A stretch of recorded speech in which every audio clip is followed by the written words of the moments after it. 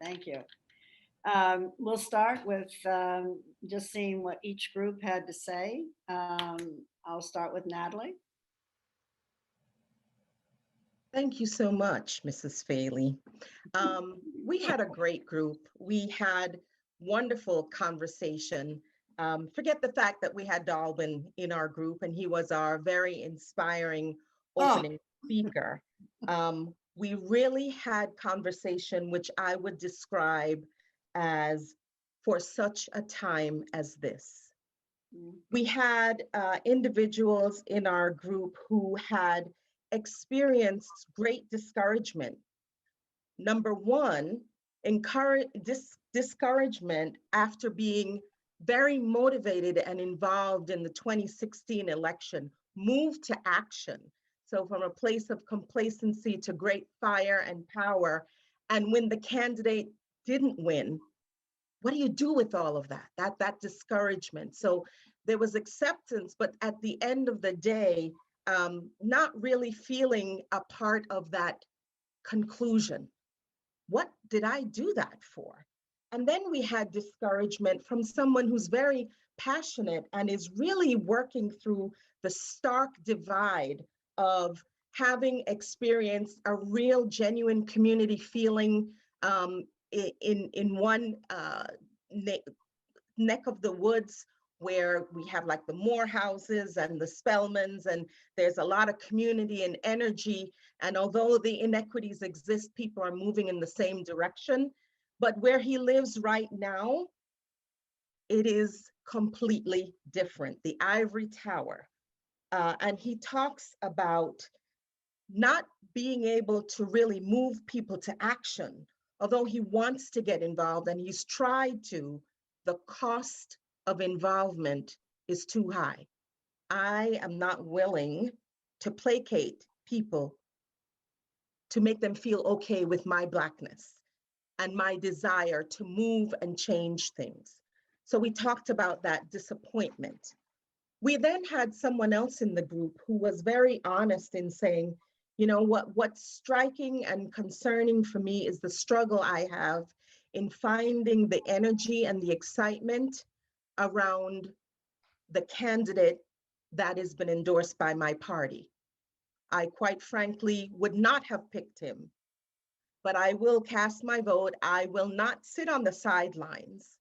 And we talked about the fact that this menu that we have, although we keep going back and choosing the same favorite dish, we're missing out on something else, something new, something different by not exploring. And so we talked about just being willing to work through what needs to happen to get us closer to what we think the ideal should be.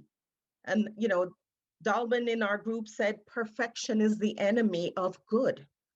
And so we have to remember that this is not a perfect world. We are highly imperfect. We talked about someone who is in a work environment where it is clear that leadership talks the talk, but does not walk the walk. That open contradiction where you know their values are not aligned with their work. And it's sad where, you know, we see the inequities around education. And she said, education needs empathy. We really need to see change there. But our reality is a lot of people who work in it or volunteer in it or do other things, they do it because it's a job or it's something to do. It may not be their passion. And then we were really motivated by someone in our group who said, you know, I read and saw something that really impacted me, and it said to me, you are called to be a leader and you have a choice on what you're going to do with this calling. And she left us with a quote which said, and some of you might have seen this, if you think that you're too small to have an impact, try going to bed with a mosquito. And when we think about that, that really strikes us.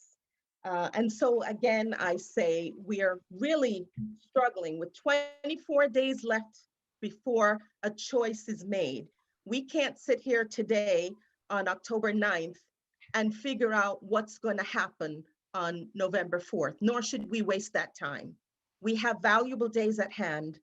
For such a time as this, we are strong enough, we are bold enough, we can make a difference. We should move to action, whatever that action is. Thank you. Thank you, Natalie. Okay, Jerome. All right, you hear me? Okay, so after Natalie, it's going to be very hard to, with such an eloquent, but thank you, She Mrs. has her voice. Exactly. So I had a wonderful group, and again, this is my first time to try to be a coordinator. So we had people from New York and the Bay Area and Florida, people essentially in social services, marketing, and already doing some advocating. So we had a very energy, a conversation full of energy. I felt like people really wanted to express themselves, and a lot of the feelings were that people would like to get involved, would like to definitely get involved with a community and at a workplace and do something. And the theme went around, first of all, of course, that this is the year of the Black Lives Matter, so, and include basically diversity and inclusion.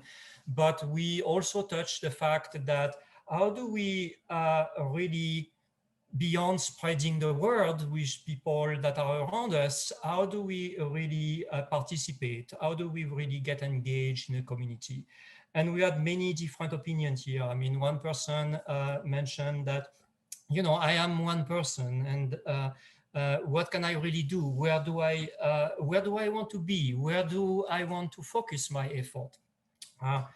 Why even bother? Because I'm a single individual, and of course we all realize across the conversation that and that was brought up, is that we all have to remember that a lot of the fund drive is like 1 penny, and if everybody gives 1 penny, then it becomes millions. And we have to always think that this is really the power of individualism, organized, lead to a larger effect. And I think this was quite a realization. But still, I think the theme was that it becomes a challenge to find ways to participate, because we also have very diverse personalities. Some people in a group said, when the Black Lives Matter came, I didn't feel like I should get involved in the protest because that's not me. And perhaps I could donate. So I had a feel that also together we need to provide more opportunity and guidance in order to do this. And there was also another theme, is that what we often hear about are the big grand heroes stories, and not the small little things, the small drop that ends to break the stone. But we hear the final achievement, the big things, and that perhaps is what make people a little bit discouraged.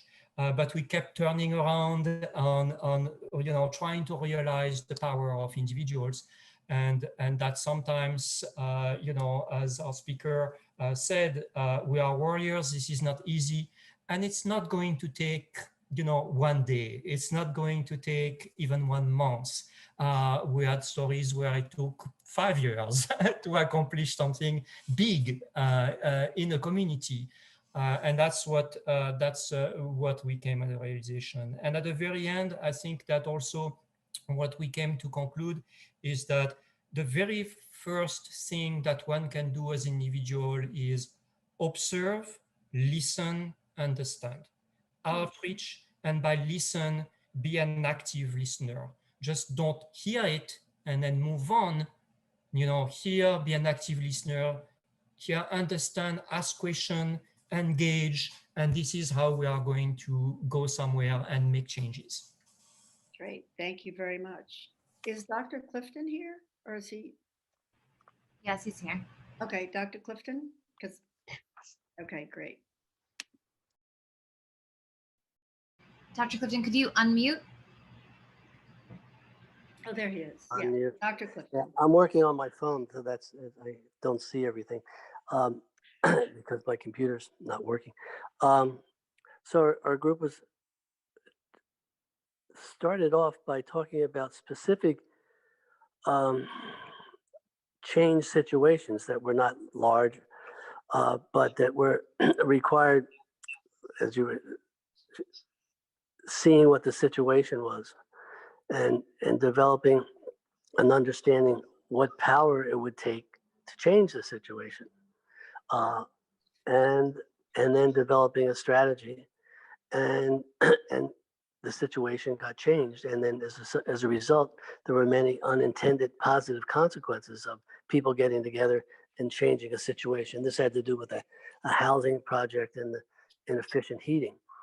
Then we moved to Saul presented, really understanding the cultural situation that we're in when we're confronted with the desire to change things, and knowing the rules of a particular culture, and not compromising yourself, but not expecting this whole thing to change, and understanding um, how change can come about. And we can see that. We then move to an area of how the deeper things in our country can really be obfuscated or disguised by the news medium. And we get all involved. Someone had a great line that says, we really can't tell the difference between a debate and Saturday Night Live. No, and it's kind of like true, like what is real, and this all like avoids like the deeper issues of fundamental unfairness that the Constitution set up. That never gets addressed because we're fighting back and forth. And then we move to people really sharing their experiences in work, public, private sector, and how they were dealing with it, and how they're striving to be open and getting discussions going at group. And I think that's what we have to continue to move towards. And as we're all individually doing that, it starts to affect more people, and it can infect and become a large force. So, and then it was another important thing that came up, that we don't have to initially go to conflict. We can. A woman shared um, an issue where there was very low voter registration, and in the particular community she was living in, and then she did some research, the group, and they saw that there wasn't any. It was it was only open from 9 to 5 and closed at lunchtime. So the only time people could register to vote. So rather than causing a big, this group developed a solution to the problem and talked to the librarian, and the librarian extended their hours, and people were able to vote there. So it didn't immediately go to conflict. It went to cooperation, and they got more votes. So, knowing when to use conflict, when to not use conflict, when to use cooperation. And these are subtle things, but extremely important. So it was as always, a real good learning experience. Thank you. Thank you very much. My group, I think pretty much we could summarize. There was incredible variety, new people to connecting the dots. And the conversation was wonderful because one part of it was finding your voice, just your ability to speak out, much less, getting a group together. But that was very significant. And then the idea that it's very difficult to express what you think if there are a lot of people around you who are angry or disagree, and you feel like you can't say anything. And the point was made, well, we need to create the spaces where people will feel comfortable, a space where we will listen and people can be heard, and open to a real variety of ideas. In our group, we had a great variety. As someone who's openly transgender and was talking about being in different places, in New York, for example, where there was an expression of being very radical. But in each case, each person in the group seemed to sort of agree that you have to have your own voice. You have to know who you are. You have to know whether you're going to speak loudly or softly. But everybody can speak and can make a difference. Each single person makes a difference. And so that leads to my conclusion.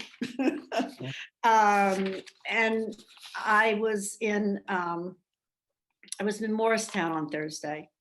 And every time I'm in Morristown, I drive by the statue of George Washington and his winter quarters. And it makes me think about where all this began. And I picked up David McCullough's book, 1776. And I looked inside and I started reading just his idea. It's a reminder of how the revolution was won. And in 1776, he says, the human stories of those who marched with General George Washington in the year of the Declaration of Independence, when the whole American cause was riding on, are winning the war. It's a story of Americans in the ranks, men of every shape, size, color, farmers, school teachers, shoemakers, silversmiths, boys turned into soldiers who went up against the king's army, who looked on our patriots probably as a joke and with contempt. Washington had never led an army in battle. Nathaniel Greene was a Quaker who, would not go to war, but did, was made a general at the age of 33. Henry Knox, a 25-year-old bookseller, had the crazy idea of hauling guns from Fort Ticonderoga in New York to Boston in the dead of winter. What people would do to win the war. And then, they did. And many reasons why they did. One of the reasons is right here on Long Island because of the spy ring. And those are kinds of things that I think I forget about. I mean, I was one in the past, like, what does voting mean to me? Who cares? It does mean it's very, very important. It's very important to go and vote. And what Melanie has started by creating Connecting the Dots, which is now going to be a nonprofit, maybe not quickly, but it will be, so that this forum way of communicating can be continued, a very special way of communicating. But it has been creating the power and the energy to influence change that is systemic and sustainable, locally and nationally. It's planting the seed and giving it the water and the fertilizer of our dynamic conversations, a variety of people, people who speak extremely well, who put ideas together extremely well, people who are quiet, people who are maybe introvert, people who think they don't have a voice. But through this forum, they have gotten their voices, they've developed their voices. And that's what has happened with this. And that's where people make changes, when they know that they can say something positive without the anger, without the arguing. And they can figure out what their truth is to make this statement.